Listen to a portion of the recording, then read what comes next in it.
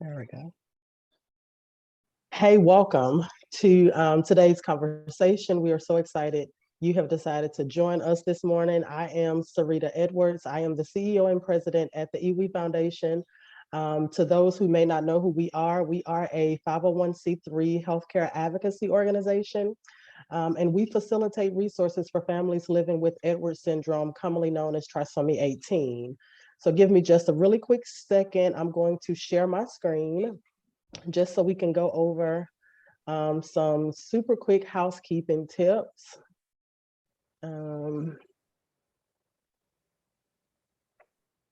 So today's conversation, we are talking about understanding parent leadership. And the whole goal is to really talk about what is parent leadership and why is it an important concept.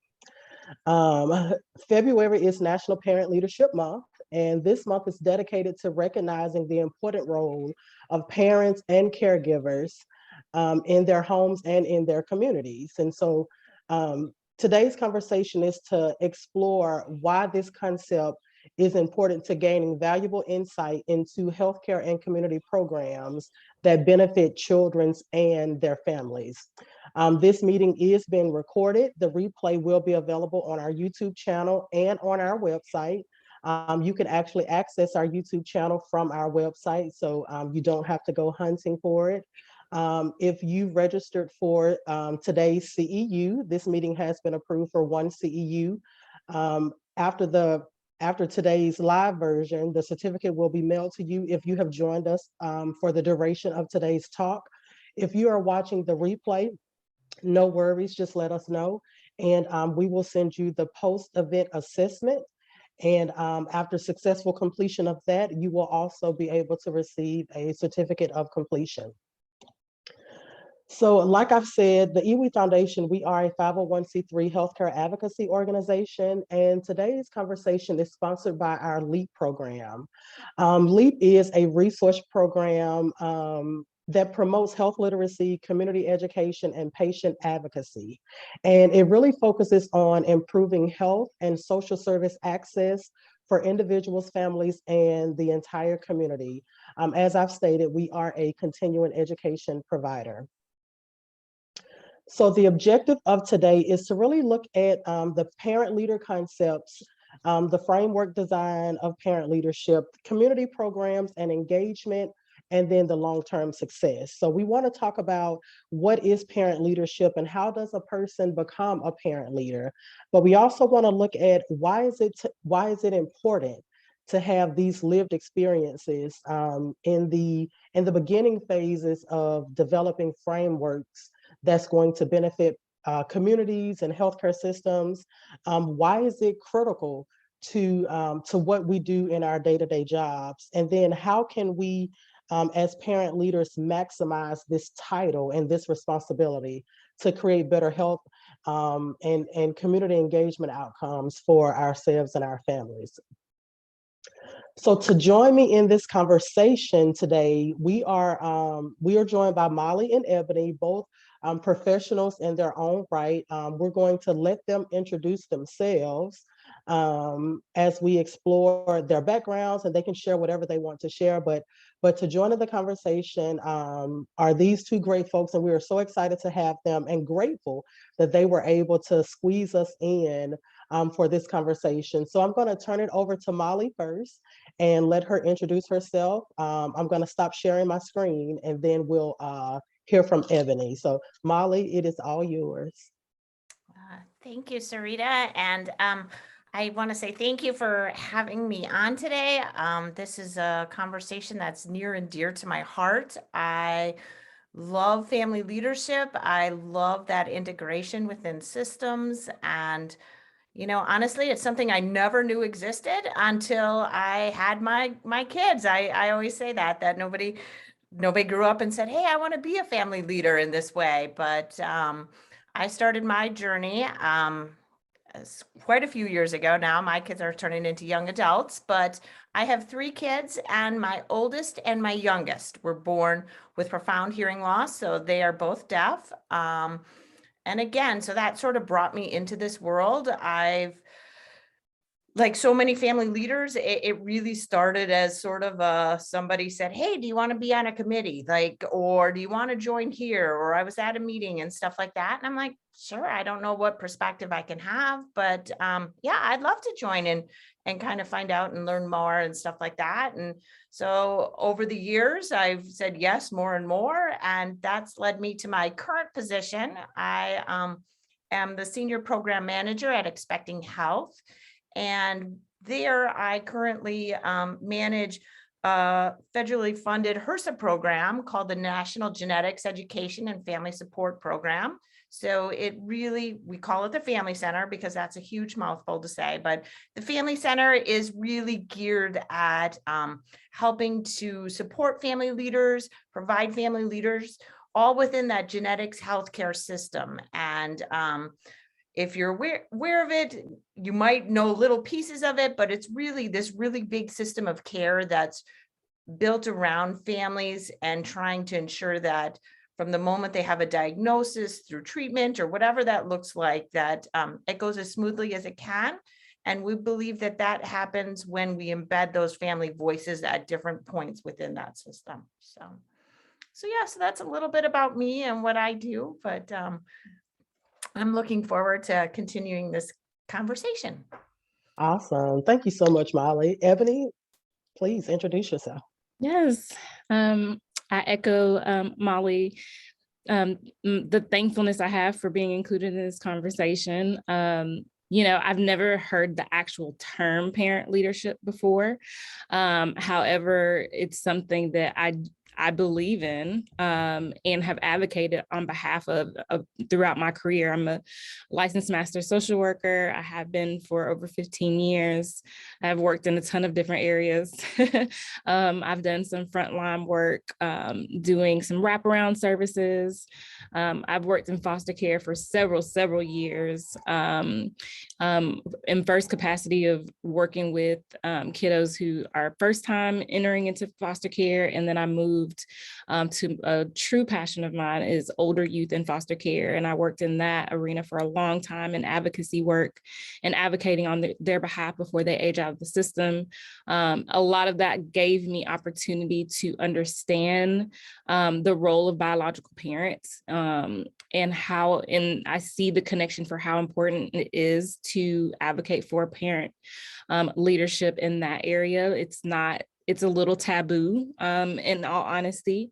And so I'm excited to engage in that conversation as well. And then I am currently in the education system. I work as a school social worker currently. And I wish that when I started as a school social worker, I would have known that term so that I could use it more often and empower my parents to be more involved, especially in light of the pandemic. Of really encouraging to get back involved in their children's education. So I'm super excited to utilize my experiences and my research in those areas to enlighten and talk more and discuss about this conversation. So I'm super excited. Awesome. Thank you so much. Thank you both for being here. I think that's really where we'll start the conversation.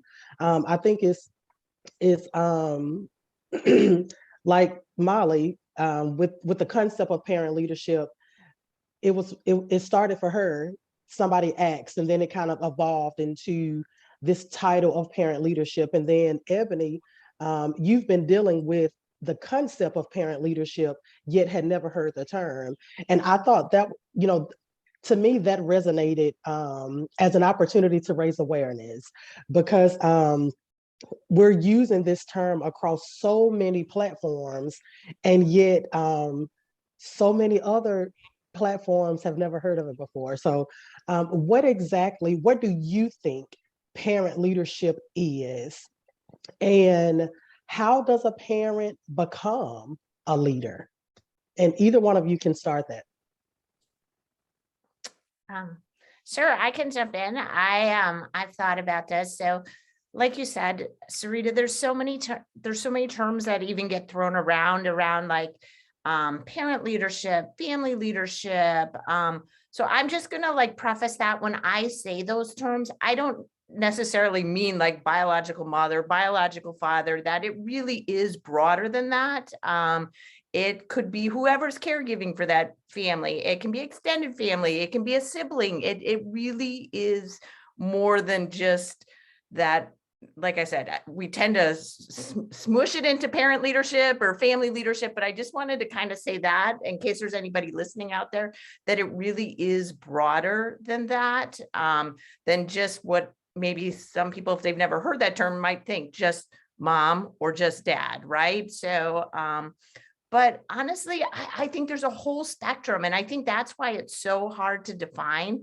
And I think, honestly, when I think about family leadership and, you know, what that means, I look at it as everything from on that really that individual level, on that individual family unit level, and that if that family can get the services or the care or the appointments that they need, that really is leadership within their own family. That really is helping to shape systems. And like I said, I feel like that helps on that, sort of pushes from down here on that system. Whereas, you know, I tend to work more up here and I'm like trying to trickle down. And so then to me, family leadership can, so it runs from that like individual trying to do that to really this more system level, trying to improve systems, trying to improve that concept of, you know, sitting at tables that when people are designing new programs, new whatever that might look like, whether that's in healthcare, education, that there really should be that family voice embedded in it, and not just at the end, but really at that very beginning as they're designing it. And that's just irreplaceable. So to me, again, that family leadership is like that whole spectrum. So I think that's what makes it so hard, but it's also what makes it so exciting. And if like I said, when I talk to families, many of them have a hard time saying like, well, I'm not a family leader, or geez, I see you and you're out there and you're on like a webinar or you're presenting to, you know, whomever, and I could never do that. And I'm like, well, you don't necessarily have to. I mean, if you want to, that's fantastic. And you can be out there doing that. But honestly, it really is taking that and really realizing that you have power as a family member, and understanding how systems work so that you can get what you need to be successful, whatever that looks like within your family unit. You know, I want to give Ebony a chance to I jump know, in I'm on sorry. that too. No, you're fine. But I wanted to just say, I wanted to just piggyback off of that really quickly. I actually was on a call a couple nights ago, and I sit on the board of an organization, and that was actually something that someone said.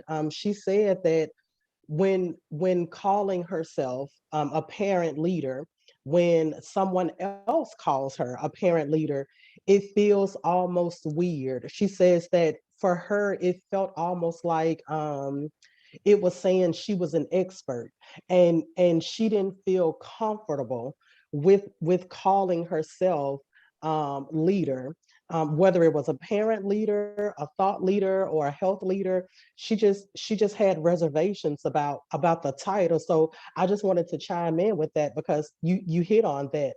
Ebony, go ahead, give us your perspective on this. I love all of that what both of you are saying. And it's funny that you use the word expert, because that's exactly what I see it as. It's something that I've started telling my parents at the school is you are the expert in all things your child.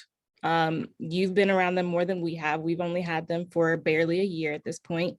And you've been around them their whole life. And one thing I do like about our school environment is that we consider the whole village or the whole child. And I think parent leadership and family leadership encompasses that. It's why I created professional development with Ebony Kimber, is because I really want professionals to understand in all facets, in healthcare and social work and counseling, psychiatry, that we are not the experts in the family. We only have small snippets of their life, of their experience. You know, when we go to the doctor's office with my son, that doctor barely remembers us from the last visit. So we are entering as the experts of the experience of what we're going through, the sickness, whatever we're there for. And so it is definitely my mission to help professionals to understand that it not only is the family, like I get why parents and families are hesitant, is because we as professionals have to be more willing to empower families and parents and, you know, the village to be more proactive because they are the experts. And I really truly believe that's what parent leadership is us taking charge in our family units and saying, you know what? I do know a lot about my family. I do know I have the tools, and maybe I need a little more resources. So how can I advocate on the behalf of my family unit to get more, you know, maybe, you know, and even I've noticed when I was doing wraparound services for families is empowering them to want to know more, and not just settling for, well, this is how I was raised. And that's information too. But how about now you are empowered to go out and get more resources and information so that you as a parent leader, as a family leader, can help your family to grow even more than they have been growing now. And I truly believe that's what it is. And I see even in the school system, how this can be transformational, in parents and families being more proactive in the educational environment of their children. We are seeing significant raises in behavior issues. And so we need you all as parent leaders to be more proactive because, you know, this is a connection between what's going on at school and at home. It's not separate entities. And so I think it just has those different facets, and it has all of those different things that come together to equal what parent leadership is. And maybe there's not one definition, but it's definitely a whole child approach in it. Right. I think, I think that's a really good segue into the next thing that I wanted to kind of hit on. There's no singular concept to parent leadership, right? Like we all have different backgrounds, but we experience parent leadership in those arenas. But then too, when it comes to developing frameworks and programs, why is it important? Why do you think? Why is it important to have those parent lived experiences and perspectives at the beginning of that framework development? A lot of times I think we create frameworks for a specific audience, but we haven't really included that audience in the development.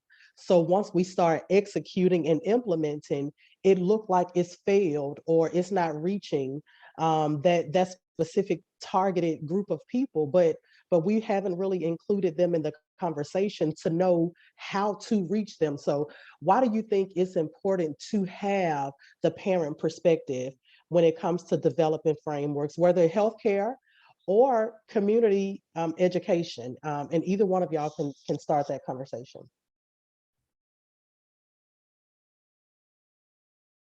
Did you want to go first, Ebony? Otherwise, I can jump in too. Go ahead. I'll piggyback off of you. Go for it. Okay.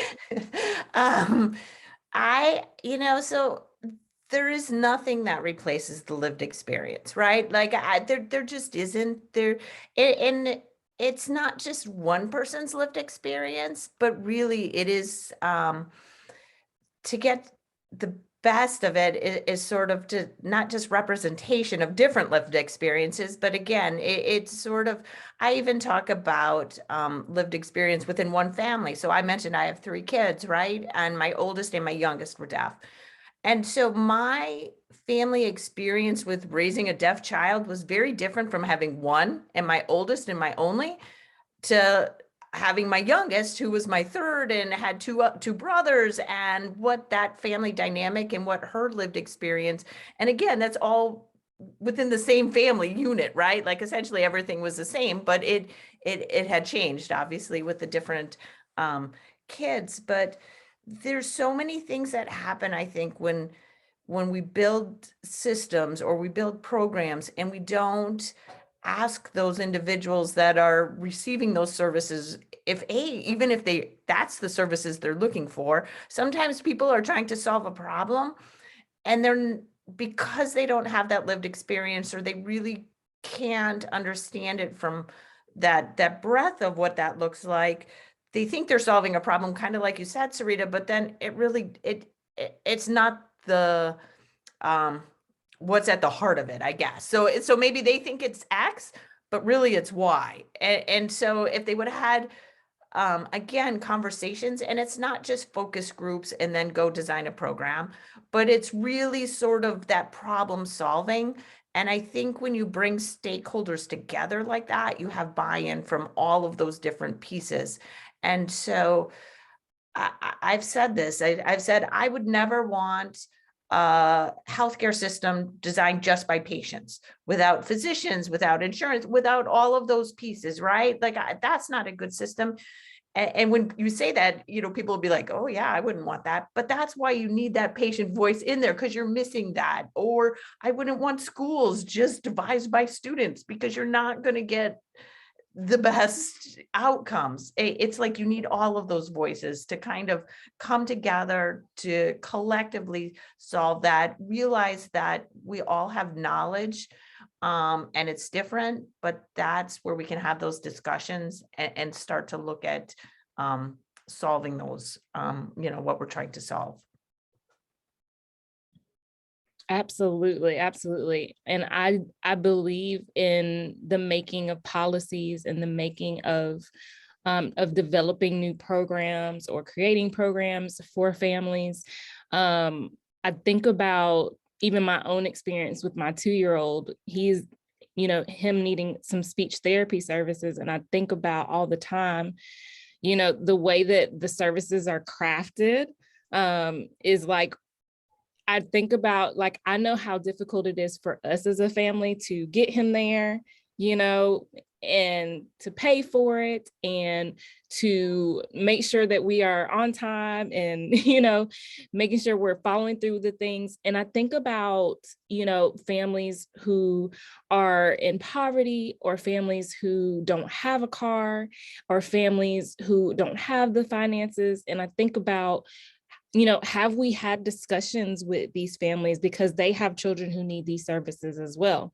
And, how did we come to the conclusion of these services that are provided, and are we reaching everyone who could utilize these services?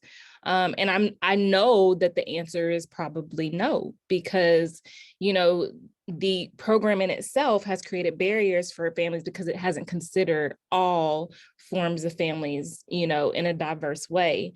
And I think when you do include families in the creation of programs such as that you are able to consider all walks of life in order to, if we are going to truly serve our communities and our families, we truly need to have them at the table for them to be able to say, yeah, I don't have the transportation to get my child to that service. And it's unfortunate to me, because I realized that with the pandemic, that now that there has been a revert back to some, whatever normalization is, I don't know what that is anymore, but some type of normalization of, in the expectation for families to jump back into that. But I do see, even with us in our school system, I see that we have struggled to communicate with families on, are they truly ready to go back to normalization? Like, there are still people really having a very hard time, and still coming off of like the struggles that have occurred from the pandemic. And while we as systems are trying to get back to normal status, are we communicating and allowing our families to advocate for themselves on their behalf, to say, like, I'm not ready to jump in to be normal again. Like, we lost our car, we lost our home, we lost a family income, we lost a family member. And I have been communicating that to our school system, is we just really aren't communicating, because I have continuously seen that we have had a significant difficulty in re-engaging families after this pandemic. And it has been a consistent issue. And it's the question of, like, what is really going on? And we need to actually ask the question, why can't we get you all back engaged in your child's academic and their education? And I anticipate that there are things that we need to do better at in empowering family members to be more involved so that they can communicate, this is the reason why. So yeah, so I that's a huge thing. Yeah, and it aligns with a lot of what Molly was saying, how families they may present for X, but they really need Y, but they don't know how to communicate that why is really the depth of what I'm looking for.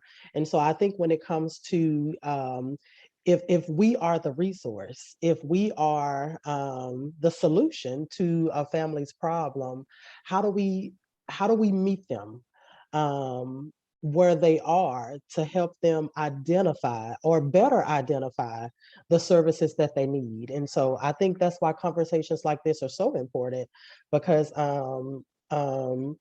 from our experiences, you know, parent leaders are often tossed into that role, whether it's a life experience or someone has seen them excel in one way or another and finds value in what they can bring to the table, or they're just living day to day and they don't even realize. And for myself, like Molly, I had never heard of the term um, until finding myself having to advocate for our child with special health needs. I had never heard the concept of parent leadership, and I didn't know. I didn't even know what it meant when someone called me that. And so to now be 5 years on this journey, I better understand what the term has been crafted to mean. But I do agree that it's so broad that there's not one real solution or answer or definitive definition of what a parent leader is.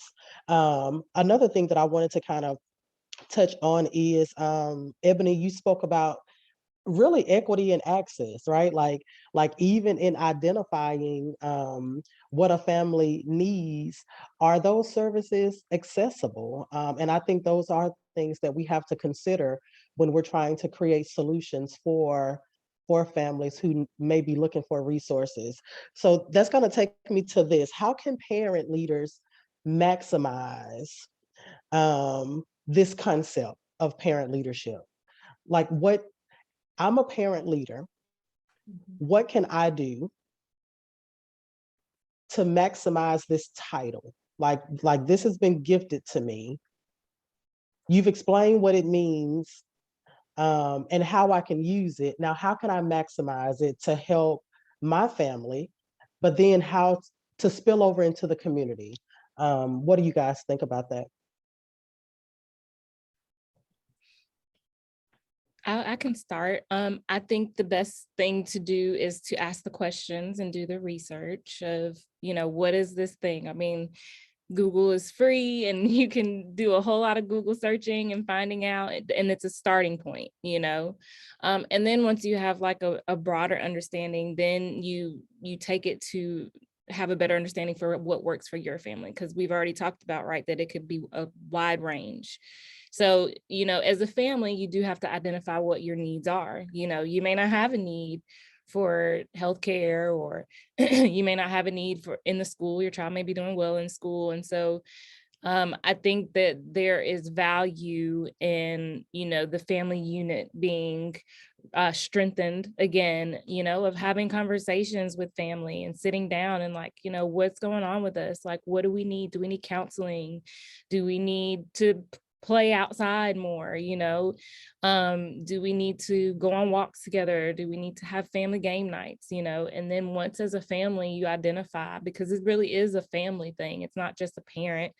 Because I even think about my form, my foster youth that I've worked with, and what that looks like for them. Like some of them may not have parents, some of them may not have, but there are supportive adults out there that they can find that can help them through that. Or if they are currently parenting themselves and they were redefining their family unit. Is, you know, just what is it that our specific family needs in this moment? And then what resources do we need access to, and who can help us get access to those services that we need? And if there is not access, then that moves forward to, okay, how do we advocate for those services on the behalf of our family? And what does that look like? So what are our next steps to do that? And sometimes there are people that you need to help you through that. You know, and I'm hoping that this conversation will lead to more parent coaches and family coaches who are willing to step in and help families with this if they are having barriers with that. You know, I think that would be a wonderful added service to the communities, you know, everywhere, to be able to do that. So I believe that, you know, it starts with, you know, the asking the questions and researching and then moving forward there. Yeah. So again, these are hard questions to think of, right? Because you like think of that whole spectrum and stuff like that. And I think some of it is soul searching within yourself. Like, what is it that you really want to accomplish, right? So when I think of family leaders, and a bunch of the family leaders that I've known over the years, some of them wanted to create a place or a play group for their child to be able to interact with other kids, right? And so they decided to pull together a play group and do that. So to me, some of it's passion driven, or like almost like an identified family need, and they've gone out and trying to create something that they believe it doesn't exist in their family needs. Some of it is bad experiences. And so families go, you know what, I had a really bad experience and I don't ever want somebody else to have to go through it this way. And so that is what kind of drives them. And they start to get involved and, you know, sit on different, whatever, if that's in healthcare or education, or, you know, if it's, again, to me, there's different venues depending on which system you're talking about. So if you're talking education, you can look at, you know, at the local level, at like your school PTO or whatever that might be. You can start to think about school boards if you really want to like move more into, you know, bigger things, that kind of stuff. If you're looking in, you know, mine is more in that healthcare field. So again, you can look at that local level. A lot of times your community hospital has a patient advocacy board that you can sit on, a patient and family thing. What I would say is it goes back to what Ebony said, there's Google, but there is a lot of information out there once you start to look. And once you kind of done some of that soul searching and think, you know, this is what I think I want to do. But I also realize it changes, because again, your family changes as it grows, as it, you know, or people leave and stuff like that. So there's always that change. So what might be important and what you might devote yourself to now isn't necessarily something that's going to be there maybe 10 years from now. Again, it's really about, to me, there's lots of education. If you really are in that healthcare sort of field, I would recommend connecting with other parents that are part of that journey. I think there's nothing like that peer-to-peer support that family leaders find amongst themselves or within the education. So it's sort of that, I always say, you're finding your people, right? That have those same sort of lived experiences of you. And even if they're different, you know, so again, like Sarita and I can talk, our children have very different diagnosis, but yet we can connect on some very basic human levels that you feel that others maybe who haven't lived through some of that don't. And again, it's not to exclude, but it really is more of that. You find who your people are. I say, you know, to me, that's part of one of the hardest journeys of parenting a child that has a special healthcare need, is maybe as a growing up, I saw different ways to parent and I thought, oh, that might work for me, or oh, I don't like how they do it. But all of a sudden, when I had a deaf child, I never saw anybody who had parented a deaf child. So it was just so foreign. I needed to meet other families who had done it so I could kind of start to see and figure out what pieces of that worked for our family and for our values and for our structure and what we had for support and stuff like that. So, yeah, there's lots of support groups, whether they're local at your community level, or if they're, state level, there's lots of stuff like that for families. And I would recommend that highly. And then there's lots of trainings. So whether you're talking about through your PTI. So again, the acronyms that come out, but the parent training, it has to be an I, but each state has one. And so they're really good resource centers. You can just Google PTI, and they actually have parent sort of leadership type trainings that parents can take, and they can learn more about where those opportunities lie too. I think that's part of it, as you're like, oh, I want to do something, or I want to get involved, but you just don't know where to go to next. And so it really is sort of that opening yourself up and saying to someone you meet, or going to a meeting that maybe you're like, I don't know, but you go anyway. And then you kind of open yourself up and say, you know what, I'd like to do more around this. What can I do? And you ask people, and then you get connected to the right people. I think that's a really great point. I know, you touched on a lot of things that actually resonated with me, because it was my lived experience. When we started our journey with Elijah, our kid with special health needs, it was completely different. Even though he was, child number 5, everything that we went through with him, we had never experienced with the other 4. And so finding your community is huge when you're on a journey or a path that's different than what you feel like you're used to. So I think it really is important to build connections if it's something that you want to grow in and know more about. I think it's really important. We did have on the registration where folks can put comments or questions, and one of them was, how can I become a parent leader? I think Molly really touched on that when she was speaking to, and even Ebony, as far as like just getting connected. If you're looking for something more formal, Molly mentioned PTI. If I had to say, I would say I probably means institute, but I don't know.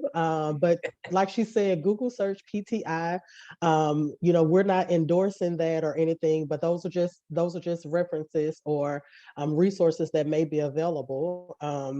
But if you're looking to become a parent leader, I think they've really answered that question. I think it really starts with looking within yourself to see what are your goals, like what are you trying to achieve, because it's more than just having the title of being a parent leader, right? Like it's bigger than that. So just kind of do that soul searching about like what are you trying to accomplish with having the title or being recognized as a parent leader. And if y'all have anything to add to that, feel free to jump in before we move to this next question. I was going to say too, if you're just looking for resources too on specifically, because we don't know, everybody's specific need, right? So we can't, there's so many resources out there that exist for specific things. I know in Alabama, each area has a family guidance center. And that, to me, that's all, those are free services offered to parents. They have parenting classes, they have counseling, they have, events that they have for different things. And I always, I remember when I first started as a social worker, they were a really good resource for families to start off with. And also I know E.WE has a ton of opportunity. You dial 211 and tell them what you need and they can get you there. So if you just need somebody to help guide you in the right direction, I just those are just 2 options. If you just need something concrete of where to start, I figured that's always a good place to at least start. Yeah, and I would add, like I said, I do think a lot of it is finding out what you want to do, but then it is just making those connections. So honestly, if you're watching this and you're like, I'd really like to be a parent leader, reach out to me, reach out to Sarita, reach out to Evan. Do you know what I mean? Like our contact information, I'm sure, is included. And it really is that part sometimes, which I always say is the hardest, is either sending that email and going, hey, you know what, you said some things and I'm really interested, but I hope if people leave and they watch this, that they know that super approachable and more than willing to listen and have that conversation with you and really talk to you on that one-on-one level and try to figure that out as well, and where you might go. So. Yeah, absolutely. Absolutely. So this question is actually directed to the creating what you need and what's missing. And so it says, like, how do you create what you feel? How do you create the resource that you feel is missing? How do you create the resource that you feel is missing? So let me just start right there, since how do you create the resource you feel is missing? So without getting to our entire journey, um, um, our kiddo Elijah with special health needs was diagnosed in utero with a rare disease, Edwards syndrome. Um, and so we learned of this at 22 weeks pregnant. And we were told that he would pass away in utero during delivery or shortly after birth. We were denied health care post-delivery while at the hospital. We were denied follow-up care. We wanted to confirm the diagnosis. We spent the first 6.5 months of his life on hospice. We learned when he was 2 that we could have taken advantage of early intervention.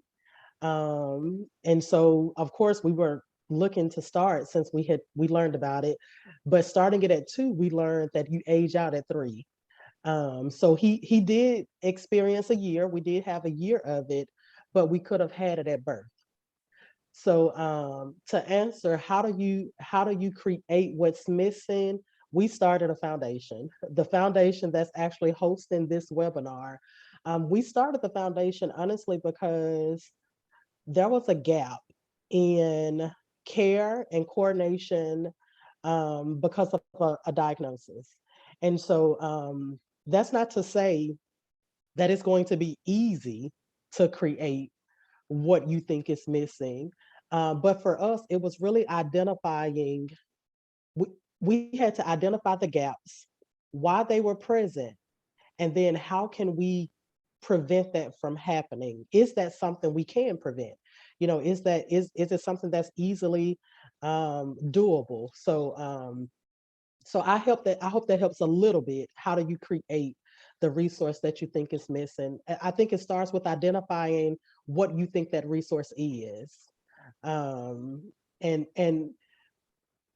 is it is it something that just didn't exist, or is it something that existed that you just weren't afforded the opportunity to have? So y'all jump in.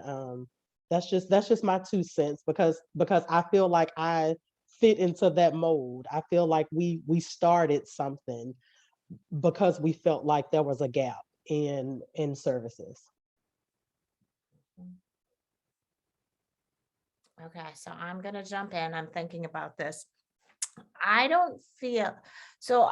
I always talk about this. Like, I always feel in so many ways, our journey, we were fairly lucky. Like, it worked the way that it should have worked, right? When we went in, we said, our son doesn't feel right. Instead, our pediatrician said, you know what, if you don't feel right, then I don't feel right, but let's, start to test him, right? Like, so different than so many other family journeys. I mean, we did at one point have some issues with insurance and had to hire attorneys to get the coverage that we thought we needed and stuff like that. But for me, and this is where my passion lies, is it's devoted to helping empowering families. And because so many family stories are not like mine, and I always think about how hard we had to fight for things, and it still worked the way it was quote unquote supposed to work, right? So for me, it wasn't necessarily, I mean, I guess if you say it's creating something, it's creating family leaders. So for me, it really is that idea and that belief that we will make things better and easier for families, especially when it doesn't have to be so hard sometimes. and the things that are put in place to supposedly help you and they don't help you, and they're hard to get into and hard to understand, and it just doesn't meet your needs. So for me, it really is about creating that network so that this people in the systems realize that family leaders are just a vital stakeholder in that. And so as I look to continue the work that I'm involved in, that's, I guess, really where my passion lies, is making sure that the systems themselves change to that. It isn't well, that would be nice if we had, had this at the beginning, or this would be nice if we did this, but really starting to change some of those perceptions about how we're not going to see the outcomes for families and for kids that we want to see if we don't include those voices. And so many of them, not just one token person, but just so many of the vast different experiences of families and what they look like, and have them be part of that development. I don't have much to add because both of those are amazing. And I think my hope is that there are professionals that watch this that will be willing to partner with parent leaders and family leaders to help them catapult into the rooms and the spaces and the systems to be able to do what it is they need to do to have not only the needs of their family met, but possible future families and families who haven't, received services similar to what gaps, Sarita and Kareem came across when they were, in other gaps. I mean, there's plenty of others. And, it requires standing on the steps of a Capitol and, talking to people who are in certain positions. And so it is hard work, but I believe that if more people collaborate and partner with each other, that those things can happen on the behalf of those parent leaders and their families. So Can Were I you about just to say add? something? Yeah, I was just Yeah. going to add something quick. So we kind of talked about family leaders, right? From that family leaders perspective, but I think Ebony said something that really like sparked something in me, and it's sort of not and I hope it doesn't come across as like a blaming of like, well, systems don't include parent leaders. But I also think that there's so many professionals that didn't understand, they didn't receive the training of how to include family leaders, right? So we kind of talked about like, well, where do family leaders find opportunities? But that other piece, to me, that flip side of that coin is, you might have professionals out there who are watching or who think these ideas and think, that's great. But I have no idea either. Like, I don't know how this works. Nobody showed me, nobody told me. So I think there's parts of that too. So I just wanted to touch on that. That's a really great thing to point out, Molly. I have to say that's something that I live by. I always try to go into conversations and scenarios and situations, trying to hear the other person's perspective and not necessarily assume, right? Because you are so right. There are a lot of times, even, just a conversation about resources. That's one thing that I try to instill into parents and families, especially those living with special health needs, a lot of times, because we do know the financial burden that comes with that. And one thing that I always tell families is ask if there's a resource. Like, don't just assume that they're withholding it from you. Ask if there's a resource, because a lot of times your physician, the doctor that you're speaking to, they may not know that there's a resource available, but it may prompt them to go ask their nurse, or bring in the hospital or the clinic social worker who can help identify those resources. And so I'm so glad you pointed that out, because that's absolutely the case. We don't want it to look like it's all one-sided. There are opportunities to where everybody can learn how they can evolve in this category. So I know we're getting close to time, but this was the last one that I saw. Just talking about the responsibility that comes with being a parent leader. As a single parent, can I still be involved? Yes, absolutely. As a single parent, you can still be a parent leader and wear that title proud. When we talk about there's a lot of work, I think that really just that comes with what you want to put into it, right? Like when we do legislative stuff and speak to our members of Congress. We actually have conversations scheduled for next week. But that's what we feel is necessary for our path. That's not something that everybody has to do, right? Like your style of parent leadership does not have to look like someone else's. So even if you are a single parent, yes, you can still be a parent leader, and take on the level and the depth of responsibility that you want to. Y'all feel free if you want to piggyback on that anyway. I think the most important thing I want to say is build your village. Don't feel like you have to do it by yourself either, is find those connections of people who can be a part of your village to support you, your, mother, grandmother, auntie, best friend, whoever, other family leaders. Don't feel like you have to do it on your own. One thing for me is at the school is I wish there was a way that I could shout it from a mountaintop to my parents is we are here for you. If you would utilize us, so many families don't utilize us as social workers, to partner. I tell my parents all the time, I'm here to partner with you to help you and your family be successful, to help your child be successful in academics and education, not just today, but in all the way up until they graduate and go to college, or if that's their choice. And so I just, want you to hear that you don't have to do it by yourself. There are people willing to partner with you. And it's like what Molly is saying and Sarita is saying is professionals, like, I really need you to hear that is these families need us as professionals to step up and be their supports, to be there for them. That's what we are there for, to be their community, or even to find them opportunities to connect with a greater community out there. And so I just really strongly encourage you, single parent, adoptive parent, whatever type of parent leader you are, build your village so you don't have to feel like you're doing it by yourself. Absolutely. And I also think it doesn't have to be grandiose, right? It doesn't have to be, like you said, marching on the Capitol today. And you know what? It could be you shared on social media that there's some families coming on and going to Capitol Hill.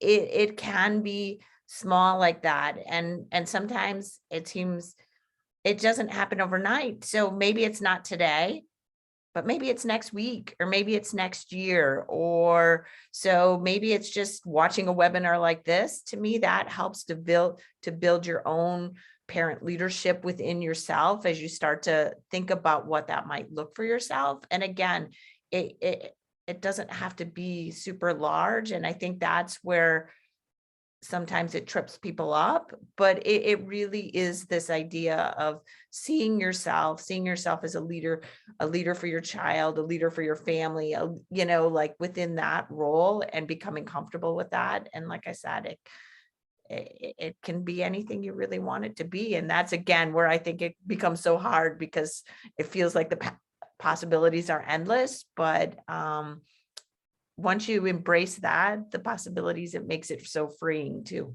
because you realize it doesn't have to be, this or that. It can be both or neither. Right. And I just want to point out something Molly just said. See yourself as a leader. I think that's huge. If you don't take away anything else, take away, see yourself as a leader, and don't be afraid to ask for help, which is what E.WE was saying, as far as, find your support system, other leaders in your family who can help you on the journey. And I think that's huge, because a lot of times, I think people don't see themselves as leaders, especially depending on the situation.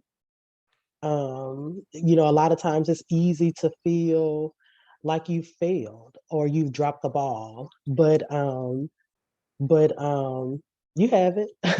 You haven't. So see yourself as a leader. That just really hit home for me. So I just wanted to make sure to point that out.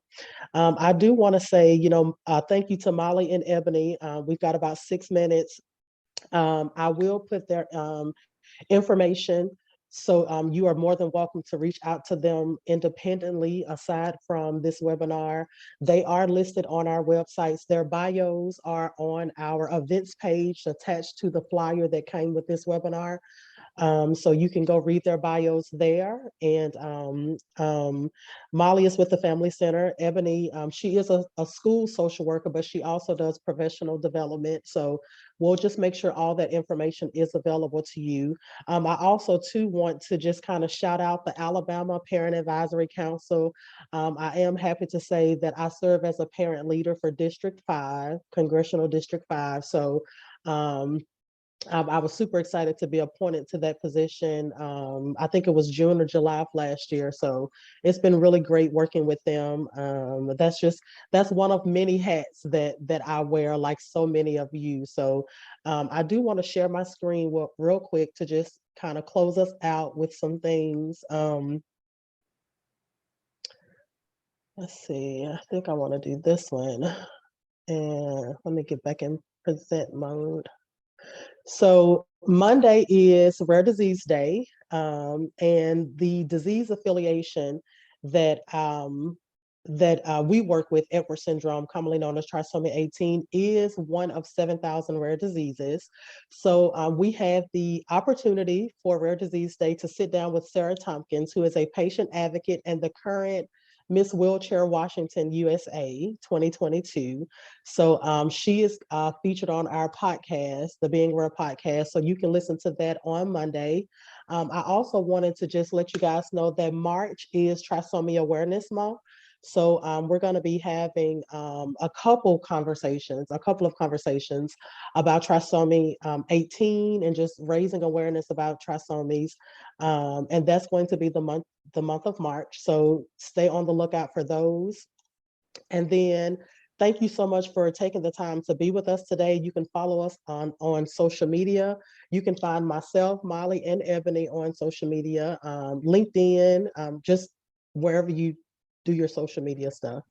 And then the E.WE Foundation, this is all of our social media tags on Facebook, Instagram, Twitter, and LinkedIn. And you are more than welcome to follow the E.WE Foundation and let us know how we can be of service to you. So I'm gonna do a really quick stop share, and in the last 3 minutes, let Molly and Ebony close us out with any last remarks that they have.